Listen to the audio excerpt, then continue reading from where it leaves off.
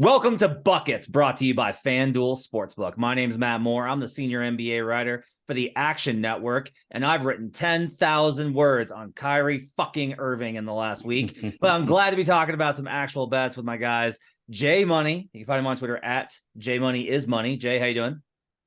Doing all right, man. Ready to talk some NBA with you guys. Can't wait for the trade deadline as well. So I always say anything can happen these next few days as well. So I always say keep that in mind for NBA betting. But ready to talk some NBA picks with you guys.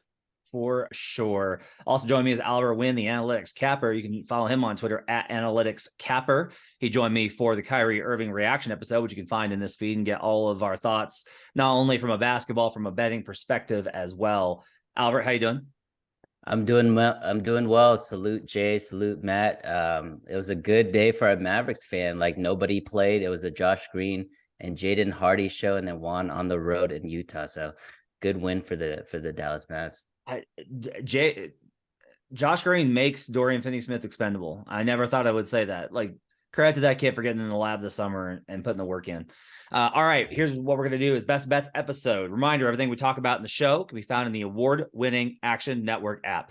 Best way for you to track your picks. You get up to the second information where the bets and money are coming in on. You got Green Dot Daily, a daily betting show you can stream in the app. I'm on there on Mondays and Wednesdays, so you can check that out as well. We've got picks across all of the sports, of course, all the Super Bowl coverage. Get you set for the big game on Sunday. Don't think I'm betting it. I have positions on both teams, so I think I'm good there from throughout the season. So I think I'm okay, but make sure you check out the Action Network app. This is your Best Bets episode for Tuesday. We're going to go around the horn. We'll list our best bets, and we'll come back and do the cap. Jay, you're going to start us off. What's your best bet for Tuesday? Yes, sir. Give me the Nuggets in the first quarter of this one. A little bounce back, Jay. Revenge game, Jay spot as well. Nuggets first quarter -1.5. A revenge game I can really buy into. We'll get into why I like this one in a minute. Albert, what's your best bet for Tuesday? Yes, in the same light there, I do think we see a revenge spot. I like the Nuggets first half. Jay's on the first quarter on the first half. And then the second game, second TNT late night, I'm on the Lakers first half as well. I think it's going to be a blowout in that game. Okay. I'm going to go. We've got two plays on Nuggets Wolves. Let's add a third. I've got the under for the full game in Nuggets Wolves. Under, I've got it right now at 236.5.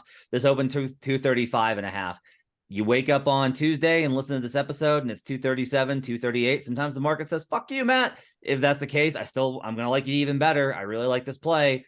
If it moves the other way and we were down to 234, 233, I'm still going to feel good about this one. My model has it significantly under, so this is not like a threshold play. I'll talk about why I like it anecdotally here in a second.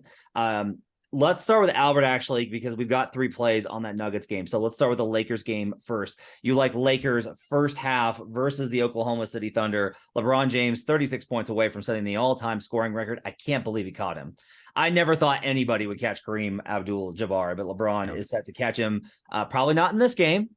Maybe purposefully. Thunder going to be on a back-to-back West Coast road trip. They're facing the Warriors as we record this on Monday. Lakers are 7.5-point favorites. So the first half spread in that game, as I'm looking up in the app right now, 3.5. Why do you like the Lakers first half in this spot? Yeah, the Lakers had a very disappointing loss in New Orleans their last time out. They were leading that game basically for the entire duration there until the end. I think it's a great bounce back. They're back home. I think they're going to come out, early and often in this game and put the game away so that LeBron can get the record. This is a narrative bet here, but LeBron can get the record on Thursday night on TNT against the Bucks. So I like the Lakers in a blowout. I like LeBron props under here in terms of points. I think it's set at 30.5. Some spots have it at 31.5. I don't think he's going to try to score 30 in this game. I think he's going to stay in the mid to low 20s and then score his average in the next game. You're right, though. Oklahoma City Thunder on a second night of back-to-back. Right now, it's a blowout in Golden State right now. They're down 22 late in the third quarter. Most likely going to sit their guys if it continues to be a blowout. So I don't think the fatigue is going to be a factor, but I do think travel is going to be a factor. They probably won't get into LA until late. Early in the morning, 3 or 4 a.m. They got to get up and get ready for the game. So I like the Lakers first half. We also know they don't close very well. So I don't like them for the game just because they're not a good free throw shooting team. Yeah, the Thunder are not great on the second night of a back-to-back relative to their standards. So this is a team that consistently beats the spread. They've been one of the best spread teams since the bubble. That's been one, like, under this rebuilding team, they're never going to get public money, and they just tend to outperform the number. They've been one of the best teams. But on the second night of a back-to-back, they're just 47% against the spread since 2021. This season, they're 3-3. So not like a huge edge there. I think mostly the reason I mention those is not necessarily like, ooh, it's good to fade OKC on a second night of a back-to-back. Typically, if I'm getting OKC as a dog, that's a good buy spot. But all of that edge dissipates when they have a rest disadvantage. And this makes sense because one of the things that OKC is disciplined and plays hard, and it's hard to do so on the second night of a back-to-back. Jay, what do you think about this play? Yeah, I would. I mean, me personally, I think that LeBron's gonna wait and get it and try to get it versus the Bucks. That's just how I feel. I figured he was gonna sit one of the games, Pelicans or the Thunder. It makes more sense to rest the first game back off of a long road trip. They already listed him questionable as well, kind of hinting like, hey, just the people that's buying tickets out there, he is still questionable, guys. So I wouldn't be a bit surprised if he sat this game out and chose to break the record over in Kareem Abdul-Jabbar's old team versus the Bucks. But that doesn't mean that AC can't still cash his first half play. I mean, he still got Anthony Davis to tower over anybody for the Thunder inside as well. All right, let's move to this Nuggets Wolves game, and let's talk about. Well, okay. First off, Jay, if LeBron does play, you don't do props. If LeBron plays, I might take an under. Like, I don't. How many points does he need? 36. 36. He needs 36 points tomorrow. Yeah. Versus Thunder. Oh, okay, so yeah. So he may go ahead and play because I don't know if he's going to get 36. That's what I mean, Yeah, Jay. So that's Because it. Yeah. So he that's a can't good drop point right there. 37 on the Yeah. Bucks, right? That's Right. not Yeah. that's not 100%. So, like, So he the has to idea- play to get the number lower. The ideal for him And is everybody gonna bet his over tomorrow as well. And I think they be knowing that shit. But it would suck for all the people that's paying all the money for the tickets and stuff, thinking that he's gonna break it tomorrow. So I think I know they're Lakers fans. So I think if we're doing this, like, I would. What he wants to do is he wants to score like 28, right? Like, That's what I'm saying. Yeah. Score 28. Yeah, that's nice. I think Albert's on track here. Score 28, Okay. big lead, rest in the fourth quarter. I only have to score 8 versus the Bucks to set the record, and then you're good. Like, that seems like the scenario. So if the total tomorrow, if the LeBron prop comes out and it's 30, I'm probably playing the under. I won't play. I need to be like 34. If they know he's breaking it, they should have it a little higher because they know that everybody's gonna bet it. I'd wait till the last second before, and because it's gonna get juiced all day long. You think everybody? Hell yeah! I think it'll be really. Everybody's gonna take it. It's gonna be interesting to see what the public does with it. I'll be very interested to see what the public does with that number tomorrow. Our awesome, amazing sponsors over at the FanDuel already has the number, Matt. It is at 31.5 juice to the over -122. Okay. All right. So I'll wait and see if we can get 32.5, 33, and then I'll go under. That sounds right. Because, like, I think he'll leave himself some wiggle room. They'll smash that. People will try to smash that. I'm telling you right now. All right, let's go to this Nuggets Wolves game. So the Nuggets played on Saturday night versus the Hawks, won in impressive fashion. No Trae Young, but they're just such a beast at home. They had a back-to-back on Sunday versus the Minnesota Timberwolves. Wolves are too far back to catch.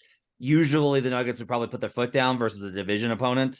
But again, they have such a lead and they've been so good, they could afford. So they rested guys. They rested Jokic, Jamal Murray, Aaron Gordon. MPJ did play, which was interesting. So now Wolves get the win. 1 day of rest. Now in Denver. Jay, you're absolutely 100% right. This is a smash revenge spot. This is like a division opponent who you have a history with, who, like, you have incentive and who just beat you, and you get to be like, oh, did you beat our backups? Did you beat us without our 3 best guys? All right, we'll go ahead and show you what our best looks like. This spot is great for the Nuggets. Yeah, this should be a first quarter, first half spot. Could be a trifecta spot for the Nuggets here. I see them early and often. We know how they come out and bring Jokic out for like the first 8, 9 minutes as well in the first quarter. He plays almost that whole first quarter, so I expect them to come out with emphasis, with a sense of urgency. I mean, not necessarily a sense of urgency. I mean, because they're not necessarily just playing for anything, but you're playing for pride, and you want to show that you can hang with this team as well. Because in the last 5 games, last 6 games, the Timberwolves are 5-1 straight up and 6-0 against the spread. So you kind of want to show who's the big dogs. So every home team, the home team so far this season has won every game. So the Timberwolves have won 2 so far. You want to even that back up. I'm catching 1.5 as well. So right now, overnight on this first quarter, I'm definitely got to put some on this first quarter -1.5 bounce back spot for the Nuggets. But I also probably get there with the first half as well. I like the Nuggets early and often this one. And last point, Wolves are coming. This is their first game on the road after 6 straight home games as well. So Nice. after switching gyms, I could also see it taking a little time to get their shot going once again. We know guys like D'Angelo Russell and Anthony Edwards, when they're hitting the threes, it's really tough to beat them. But when they're not, they can get smashed pretty quickly. So that's why I like the first quarter even more. But I do think they'll be up by enough and keep it going into the second quarter as well and cover the first half as well. Yeah, look, I mean, the Nugget starters are lights out. Jokic leaves about the 1 minute mark is his usual rotation for first quarter. And I mean, he has one of the best net ratings in the league. They just absolutely kill teams when he's on the floor. Should win this one, probably not Rudy Gobert. On top of that, you have a motivational spot here versus the Wolves. It's a good matchup for them with who they have on the interior. I am frustrated because I can't play it. I have this at exactly on the dot. I have it -7.4. My numbers really like the Wolves. Like they just like the Wolves a lot. What's interesting here is I can't really account for how bad the Nuggets were defensively in the first quarter of the season and then how good they've been for the last 2 quarters of the season. They are, I did this today, since December 1st, they are 3rd in offense and 9th in defense. Like this is a top 10 unit on both sides of the floor. So like this number should be higher. If I did not have, like, I just have tried to make a rule for myself that's like, look, if you don't have model, spot, and matchup, just don't bet it. So I'm not gonna lay it. I do really like that. Like I love the money line on this spot. I might parlay Nuggets with something because I feel very confident they're going to win this game. But I can't lay the number. I will imagine that tomorrow I'm going to wake up and this is also going to be 8.5, 9 on the full game. So like playing the first quarter, first half spread, I think is good. Albert, why do you like the first half play relative to any of the other spots? Sure, yeah. But before I get into that, Matt, don't parlay it, man. Just trust it. Just trust it. Just lay the number there. It's crazy. Their last 6 head-to-head matchups, the Timberwolves, Jay mentioned this, but Timberwolves are 6-0. They've covered 6 straight spreads against this team. They just beat the Nuggets by 30 against, their backups there. So it's a great revenge spot. Same thing you guys are talking about. I like the first half just because I know they're going to come out very motivated. They're at home. We all know that the Denver Nuggets have one of the best home court advantages in the NBA. They're coming off a game again with their backups hitting only 6 threes. This team averages over 14.5 threes a game. So you're going to see a huge regression spot there. So I think the Nuggets not only going to cover. If you like totals and things like that, I'm sure the Nuggets team total over is a good look as well, because I think this is a blowout. I think Jay likes to say it. I think it's a potential trifecta spot, and I think look into alternate spreads if you don't want to do that. A good reason to go ahead and I might honestly do first quarter. Like we might do the trifecta here. This seems like a trifecta spot, and one reason to lean into that is the Nuggets may have made a change to their bench rotation from the beginning of the season. They're playing Vlatko Cancar and Zeke Nnaji. They started by moving Zeke Nnaji into DeAndre Jordan's spot because I love DeAndre. He's a really good vet. He bleeds. No, he's not. He is. He genuinely is. He's been really good for them this year. He actually is really good for their chemistry. He's been in guys' ear. Like he's been really helpful for them. He bleeds points. And so, but they put Zeke Nnaji in and they just play basically an all defense lineup now, especially with now Bones Highland out of the rotation. And really, this was a very important move that not a lot of people are going to catch if they're not like hardcore league pass obsessives or Nuggets fans.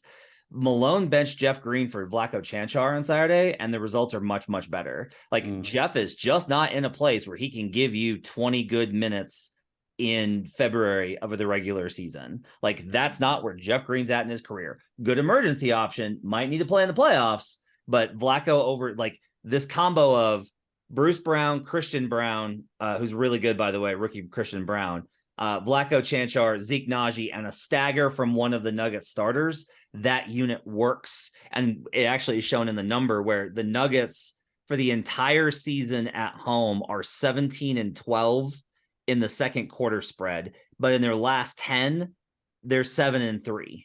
So they're at 70% ATS second quarter spread via EV Love Analytics. it. My play on this one, I'm actually going to go a little bit against what Albert was talked about. I'm taking the under.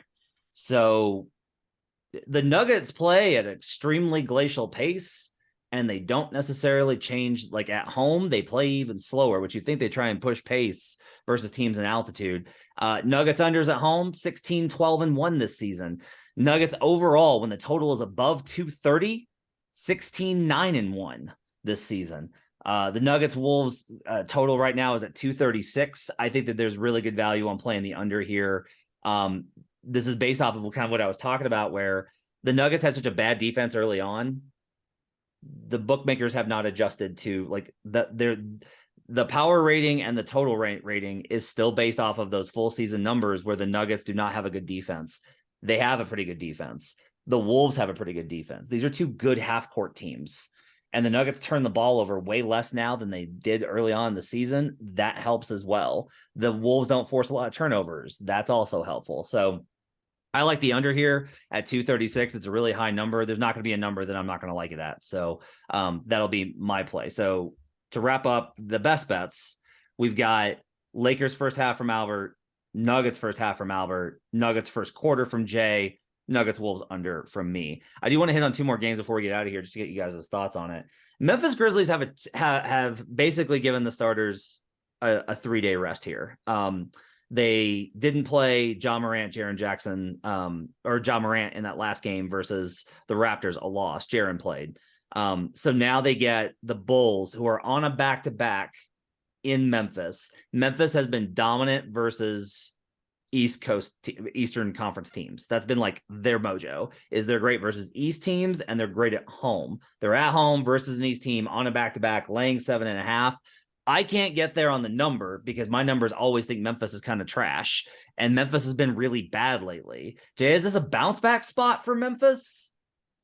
Yeah, they have been bad lately, man. Only they're 2-8 straight up and against the spread last 10 games. So, but with the Bulls coming off 4 straight home games and first game on the road, and it being a back-to-back spot, so possibly getting in a little late there, and 5th straight game in a new arena, 6th straight game in a new arena. Regardless, man, coming off the 4-game homestand, I'd like the Grizzlies in the first quarter in this one. So they come off 4 straight games in the same arena, then they go to a different arena. So it's kind of the same thing with the Nuggets Wolves, but not really the revenge there. But still, I'd be looking at Grizzlies to bounce back early. We know they like to come out hot in Grind City. Okay, AC, you have any thoughts on that one?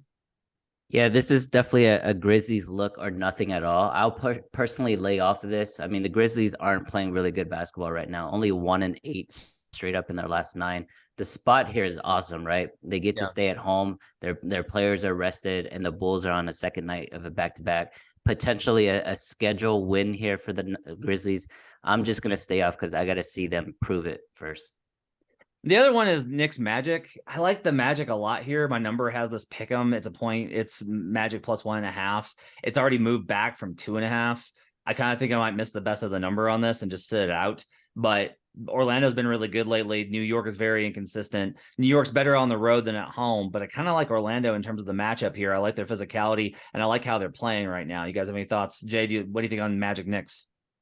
Yeah, this is a tough one for me, man. I can really see it going either way. The Magic have been balling out lately, man. 7-3 against the spread last 10 games. I don't want to bet against them. This is their first game home after 4 straight road games. But I mean, they went 3-1 on that road trip as well. They beat the Timberwolves, they beat the 76ers as well, and they just beat the Hornets as well in a real early type of spot. So the Magic are really showing me something right now. I don't want to bet against them.